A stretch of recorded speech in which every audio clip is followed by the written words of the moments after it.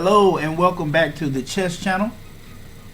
My name is John, and for those of you who have subscribed, thank you so much. This is a chess channel for beginners, and today we're going to look at some games from my profile on Lead Chess, and it's the Engame. Okay, well, which this first game I'm about to show you is not really an Engame, but it was a pretty nice checkmate. So let's start from the beginning. I am playing Carlos Flores 06. He was previously rated 1589, and I am currently rated 1595. And for those of you who follow me, you know that and yes, I do smoke when I'm making videos. I love to smoke and drink my coffee when I'm playing chess. You know, I will go from 1700 down to 14 something because I'm trying new things, but then obviously it's not that I'm playing bad, because I always win myself back up to my previous level. So now I'm right at 1595 after this win. So let's look at it. Let's get into it.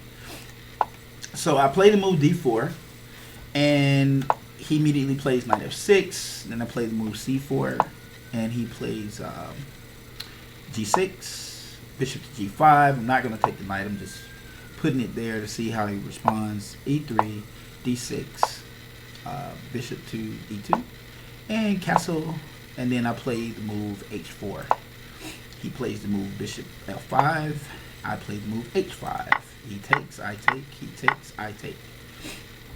Now, he put the bishop there, which was a good move to prevent this very thing. He knew that I lined the bishop up on the e2 square, because that's exactly what I want to do, is what you just saw. Okay, so now, moving on. He is a runner. He likes to run. A lot of guys that, for here recently, I've run into a rash of players who all they want to do is blockade their king and just take the king all over the board. Well, if you play chess like that, that's fine, but when you start playing serious players, they're going to checkmate you. So, like, that's not a strategy. So, if you're a beginner and you're watching this, king safety is very important, but don't use an opening where you've got to carry the king all over the board and hope your opponent makes a mistake, as you'll see here. Okay, so I am pinning. I have the bishop eyeing down this pawn that is located on e7, which is aimed directly at his queen. So let's see what happens. Okay, so he plays the move knight to b4, looking to come to c2 and forking the king and stealing the rook. Well, he's gonna steal the rook anyway, even though I moved it. So there you go. He stole the rook. I'm gonna steal. Now it's my turn to steal. You steal, I'm gonna steal. No problem. So now, pay close attention to the knight that is located on, I just moved to d5. That is a very powerful knight, and there's a great position. Once the king is castled, you want to try to get your knight to that post. That knight on that post had better get kicked, or bad things happen, especially with this setup. Oh, he didn't take it. He didn't kick it. No problem. Not a problem. Check. He can't take that. Can't take the knight with the queen. Why? Because he'll immediately lose her with the bishop. But he's going to lose her anyway. Why? Because the king has to move out of check. And now it's check. Well, you say, well, John, that's a nice fork. But here's the problem. That's called a discovered attack with tempo. So and it does a couple of things. So let's look at it. So one, there's only one pawn that he can take with, and that is the pawn that is located on the F file, which is on F7. He has to take with that one. Why? Because if you look, the rook is pinning the pawn to the king, and he can't put himself in check. So with that being said, he has to take with that piece, and my queen is not in danger. And guess what? He takes, I take his queen, he takes back, and I come up with my queen. Good move. He comes down, check, I move it to the side, he moves his king. Now, I'm going to take this pawn, And now I'm going to bring my knight into the game. Now the purpose of placing the knight there is the knight can control 8 squares. So let's look at him. He controls this square, which is the square on b5. He controls the square on b3. He controls the square on c2. He controls the e2 square. He controls the f3 square. He controls the f5 square, and he controls the f6 square, and he also controls the c6 square. So the knight is very, very, very strong piece, and once you really learn how to utilize those knights, they really come in handy, and you'll see in just a second. Okay, so now he's lining up the rooks. I'm not scared of this. You know why I'm not scared of this? Because his king is wide open, all the way out, just exposed, severely displaced. So I'll just run it. Check. Check. Check. Check. Check. Now that I got that pesky bishop out the way, what you just saw me do, I do not recommend you do unless you really know for 100% certain that you can keep this tempo going. You have to keep putting this guy in check until you checkmate him. Why? Because if he ever gets that first rook down there, you can't take it back. It is checkmate, and you can't come from behind there. So all he has to do is go straight down, and it's checkmate. Well, but see, he's a runner, so I put the queen there. So let's go back one. Let's go back one. Okay, so I went there with check. Okay, so here, check. The whole purpose of this check was to take his bishop. Check. Now I left the queen there. Why? Because he wants to slide over as far as he can get. And if he can get behind those rooks, that's better for him. Because then we have to look at making some exchanges and all this other stuff. And I don't want to do all that.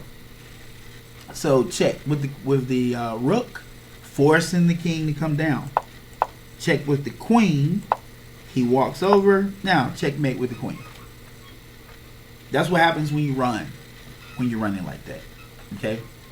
So that was that game. So let me see. There was another game that I wanted to show you guys. Let's go to profile. Let's go to Blitz. And let's go to games. It was a really big game. That was a good game. But this other game was a good game.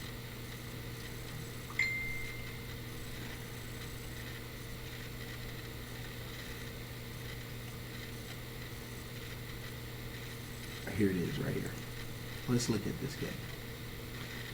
This game is a solid Engame. Alright, so let's take a look.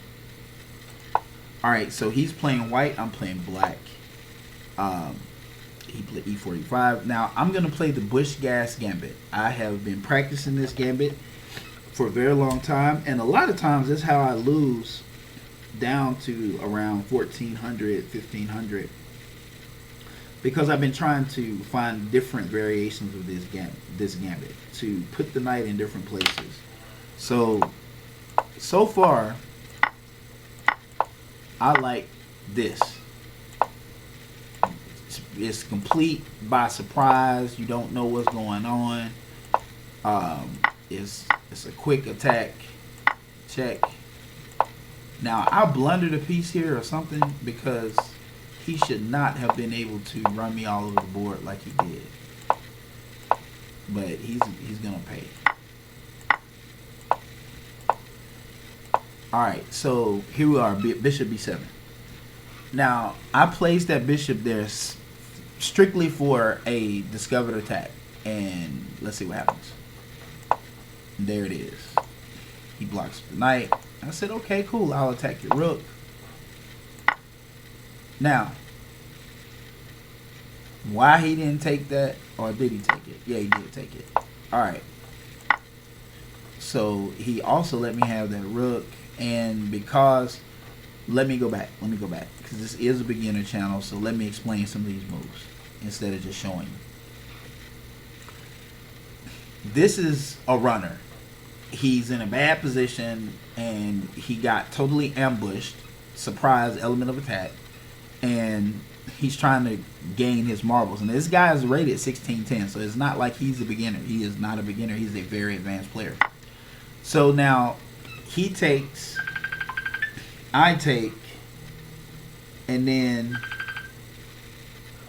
the reason I can do this is because this knight is pinned to the king. So now I'm gonna take here, and I'll take his rook. That's why he never didn't think. I mean, he never thought anything about it. And there's a couple of different ways I could have played this. Like right now, we could exchange queens. That would not be a bad position. Why? Because if I exchange queens with him right now and then take his knight, I'll be up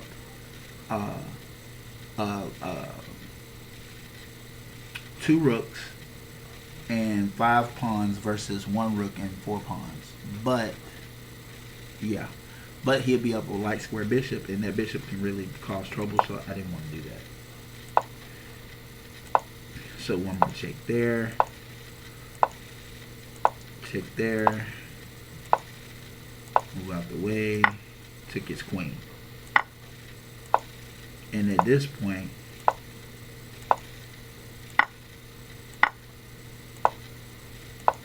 why did I do that? Why did I just make that move? I'm gonna tell you why. I was just talking it out loud. Let's go back.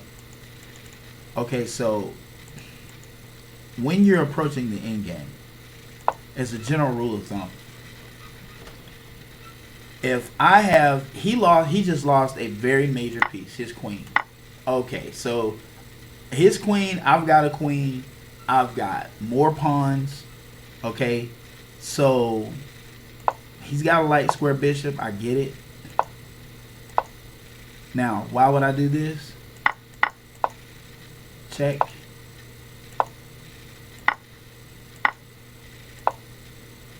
Now, why did I sacrifice my queen?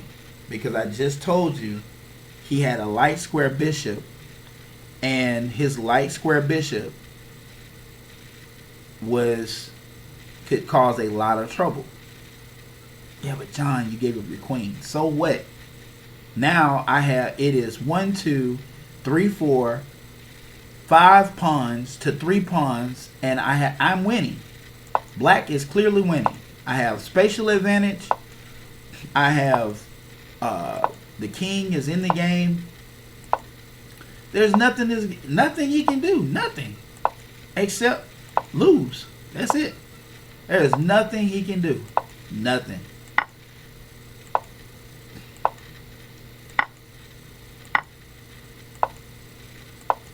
Nothing at all. Nothing he can do. And I'll show you what I mean in just a second. There it is right there. You see that? Now, what is he going to do? Because last time I checked, if I crown this and make it a queen, it's checkmate. He can't. No, it's not checkmate. But he would definitely get checkmated from right there on the next move. So let's see. Check. And then, of course, right there. And there's checkmate. There's checkmate. And resign. Like, why would you not resign? Because this was never going to develop into anything. This over here on B5 was never going to happen. Never, ever, ever. Ever, ever, ever, ever. His king was, I mean, you were potentially looking at 3 queens right there because he couldn't stop any of them. I mean, there was a couple of different ways I could have played that, but went ahead and created a pass pawn on this side and went on to the queen. Alright? So, in the end game, when you're up material and you have more pawns, it is to the person that has the most pawns advantage to trade material. I said trade material. I didn't say lose material. Trade material, meaning swap the queens, a bishop for a bishop, knight for a bishop, uh, things like that. And typically, I like to get rid of knights because knights, I've only had like a rook, but I had both knights and one bishop, and he had a queen, two rooks, and one knight, and a lot of pawns. And I was able to actually come all the way back, take his queen, take some major pieces by putting those knights in different positions to fork material in with tempo and take those pieces. But when you're up in pawns, that works, and it's time for you to trade material if you want to get into end game. And the first move in the end game is to activate your king.